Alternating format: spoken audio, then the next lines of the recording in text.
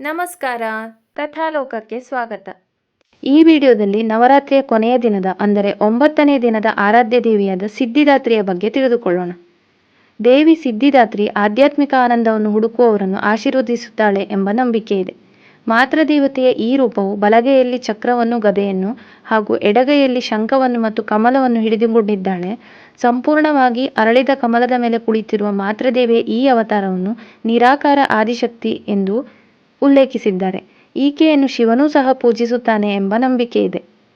ಸಿದ್ಧಿದಾತ್ರಿಯ ರೂಪವರ್ಣನೆಯನ್ನು ನೋಡುವುದಾದರೆ, ಸಿದ್ಧಿದಾತ್ರಿ ದೇವಿಯು ಕಮಲದ ಹೂವಿನ ಮೇಲೆ ಕುಳಿತುಕೊಳ್ಳುತ್ತಾಳೆ ಹಾಗೂ ಸಿಂಹದ ಮೇಲೆ ಸವಾರಿ ಮಾಡುತ್ತಾಳೆ ಮತ್ತು ಕೆಂಪು ಬಟ್ಟೆಗಳನ್ನು ಧರಿಸಿ 4 ಕೈಗಳನ್ನು ಹೊಂದಿದ್ದಾಳೆ ಎಂದು ವರ್ಣನೆ ಮಾಡಿದ್ದಾಳೆ.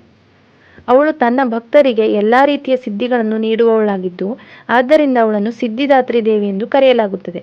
ಸಿದ್ಧಿದಾತ್ರಿಯ ಇನ್ನೊಂದು ಹೆಸರು ಲಕ್ಷ್ಮೀದೇವಿ. ಅವಳು ಸಂಪತ್ತು, ಸಂತೋಷ ಮತ್ತು ಯಶಸ್ಸನ್ನು ಪ್ರತಿನಿಧಿಸುತ್ತಾಳೆ ಎಂಬ ಕಥೆ ಇದೆ. ಹಿಂದೂ ಪುರಾಣಗಳ ಪ್ರಕಾರ ಸಿದ್ಧಿದಾತ್ರಿಯು ತನ್ನ ಭಕ್ತರ ಪ್ರತಿಯೊಂದು ಆಸೆಯನ್ನು ಪೂರೈಸುವ ದೇವತೆಯಾಗಿದ್ದು, ಸಿದ್ಧಿ ಅಂದರೆ ಬಯಕೆ, ದಾತ್ರಿ ಅಂದರೆ ಒದಗಿಸುವವಳು. ಈ ಎರಡೂ ಶಬ್ದವನ್ನು ಸಂಯೋಜಿಸಿ ಸಿದ್ಧಿದಾತ್ರಿ ಎಂಬ ಪದವು ರೂಪುಗೊಂಡಿದೆ ಎಂದು ಹೇಳಲಾಗಿದೆ. ಇನ್ನು ಸಿದ್ಧಿದಾತ್ರಿಯ ಕಥೆಯ ಬಗ್ಗೆ ನೋಡೋಣ. ಮಾತೆ ಸಿದ್ಧಿದಾತ್ರಿಯು ತನ್ನ ಆಶೀರ್ವಾದದ ರೂಪವಾಗಿ ಶಿವನಿಗೆ ಎಲ್ಲಾ ಸಿದ್ಧಿಗಳನ್ನು ನೀಡಿದಳು ಎಂದು ಪುರಾಣವು ತಿಳಿಸುತ್ತದೆ. ಭಗವಾನ್ ಶಿವನು ದೇವಿಯನ್ನು ಸಮರ್ಪಣೆಯೊಂದಿಗೆ ಪೂಜಿಸಿದನು ಮತ್ತು ಅವನ ದೇಹದ ಅರ್ಧ ಭಾಗವು ಶಕ್ತಿಯ ರೂಪದೊಂದಿಗೆ ಐಕ್ಯವಾಯಿತು. ಹೀಗಾಗಿ ಶಿವನನ್ನು ಅರ್ಧನಾರೀಶ್ವರ ಎಂದು ಕರೆಯುತ್ತಾರೆ ಎಂದು ಉಲ್ಲೇಖಿಸಲಾಗಿದೆ. ಹಿಂದೂ ಧರ್ಮ ಗ್ರಂಥಗಳಲ್ಲಿ ಸಿದ್ಧಿದಾತ್ರಿ ದೇವಿಯ ಕಥೆಯನ್ನು ಸ್ಪಷ್ಟವಾಗಿ ಎಲ್ಲೂ ಉಲ್ಲೇಖಿಸಿಲ್ಲ. ಆದರೆ ಆಕೆಯ ಮಹತ್ವ ಮತ್ತು ಗುಣಲಕ್ಷಣಗಳನ್ನು ವಿವಿಧ ಪಠ್ಯಗಳು ಮತ್ತು ದಂತಕಥೆಗಳಲ್ಲಿ ವಿವರಿಸಲಾಗಿದೆ.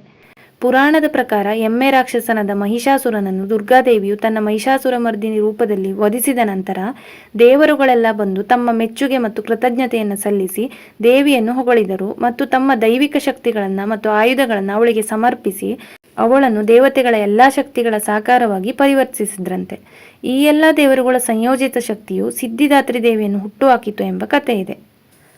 ಇದು ನಾನು ತಿಳಿದುಕೊಂಡ ಸಿದ್ಧಿದಾತ್ರಿ ದೇವಿಯ ಕಥೆಯಾಗಿದೆ. ಈ ವಿಡಿಯೋ ಇಷ್ಟ ಆಗಿದ್ರೆ ಲೈಕ್ ಮಾಡಿ, ನಿಮ್ಮ ಸ್ನೇಹಿತರೊಂದಿಗೂ ಶೇರ್ ಮಾಡಿ. ಇನ್ನೂ ವಿಧವಾದ ಕಥೆ ಕೇಳಲು ಕಥಾಲೋಕ ಚಾನೆಲ್ ಅನ್ನು ಸಬ್ಸ್ಕ್ರೈಬ್ ಮಾಡಿ ಸಪೋರ್ಟ್ ಮಾಡಿ. ಫೇಸ್ಬುಕ್ ಮತ್ತು ಇನ್ಸ್ಟಾಗ್ರಾಮ್ ಅಲ್ಲಿ ಜೊತೆಯಾಗೋದನ್ನು ಮರಿಬೇಡಿ. Thank you. Bye bye.